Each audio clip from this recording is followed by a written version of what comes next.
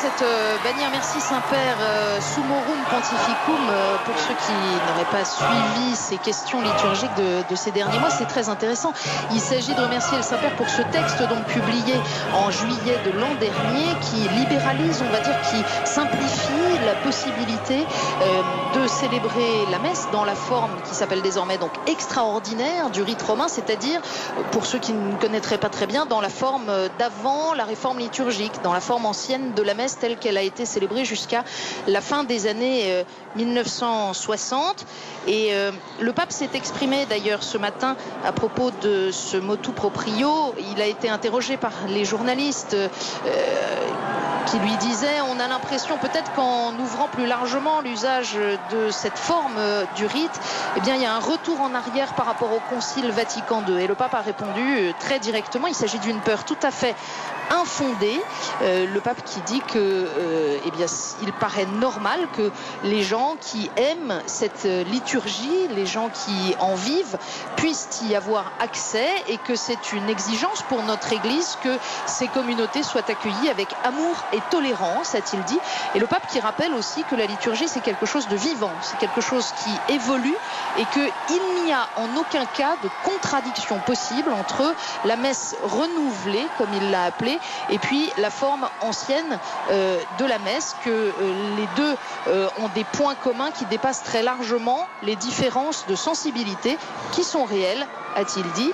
Et le pape qui a rappelé que l'usage majoritaire, l'usage général, ordinaire, c'était bien ce qui s'appelle la forme ordinaire du rite romain dans notre temps.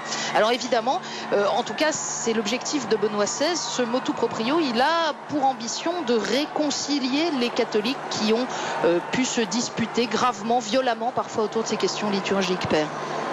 Certainement, en tous les cas en France, parce qu'on a toujours un regard très, très étroit, et que chez nous, tout est cause de grandes querelles. Et il faut saluer la volonté du Père, du Pape, notre Père, de réconcilier les catholiques entre eux. Il n'empêche que le vocabulaire dit bien ce que ça veut dire. Il y a ordinaire et extraordinaire. Et je crois que c'est une mauvaise querelle de vouloir opposer telle ou telle catégorie ou telle langue. Pas d'opposition donc entre la liturgie renouvelée par le Concile Vatican II et la liturgie ancienne. Il y a des accents différents, et le pape a même dans cette réponse, toujours pendant le vol qu'il amenait en France, insisté pour que on envisage la possibilité d'un enrichissement des deux côtés, d'un enrichissement mutuel. D'un côté, a-t-il dit, les amis de l'ancienne liturgie peuvent et doivent connaître les nouveaux saints, les nouvelles préfaces de la liturgie. Et d'autre part, la liturgie nouvelle, qui souligne plus la participation commune des fidèles, elle doit se souvenir qu'elle n'est pas seulement l'assemblée d'une seule communauté, mais un acte de l'Église universelle en communion avec tous les croyants de tous les temps, et c'est un acte d'adoration.